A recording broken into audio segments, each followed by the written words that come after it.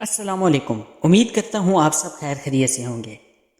Lord میکالے یہ وہ شخص ہے جس نے 1835 میں ہمارا نظام تعلیم ترتیب دیا، اور آج تقریباً 2 صدیاں گزرنے کے بعد بھی ہم اسی تعلیم کا حصہ ہیں۔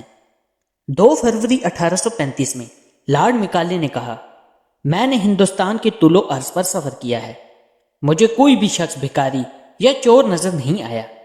اس ملک میں میں نے بہت ساری دولت دیکھی، لوگوں کا اخلاقی اقدار بلند ہے اور سمجھ بوجھ اتنی اچھی ہے کہ میرے خیال میں ہم اس وقت تک اس ملک کو فتح نہیں کر سکتے جب تک کہ ہم اس کے دینی اور ثقافتی اقدار کو توڑ نہ دیں جو ان کی ریڑھ کی ہڈی کی حیثیت رکھتی ہے۔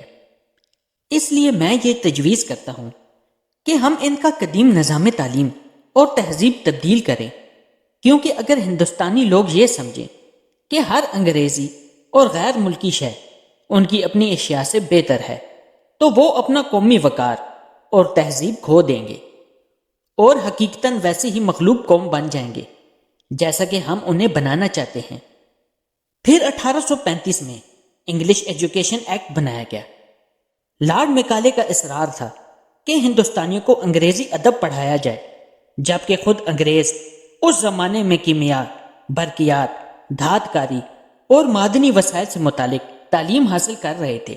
انگریز اچھی طرح جانتا تھا کہ سائنس اور ٹیکنالوجی بڑھانے سے ملک معاشی ترقی کی جانب گامزن ہو جاتا ہے، جبکہ ادب بڑھانے سے معاشی ترقی نہیں ہوتی۔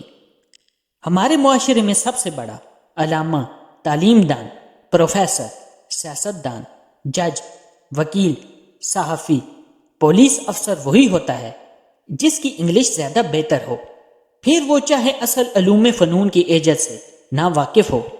یہ انگلش ملک کو ترقی بھی نہیں دے رہی اور ساتھ میں ہمیں باور کروا رہی ہے کہ ہم تو بہت پڑھے لکھے ہیں۔ پیارے عزیز و اقارب، ماننا پڑے گا کہ لارڈ میکالے نے ایسی چال بنائی جسے ہم 200 سال سے توڑنا تو کیا اپنی جگہ سمجھ بھی نہ سکے۔ اسی لیے کسی مفکر نے کہا تھا کہ سب سے مشکل کام غلام کو یہ سمجھانا ہے کہ تم غلام ہو۔ اگلی ویڈیو آنے تک کے لیے اجازت دیں، دعاؤں میں یاد رکھیے گا۔ اللہ پاک آپ کا حامی و ناصر ہو۔ خدا حافظ۔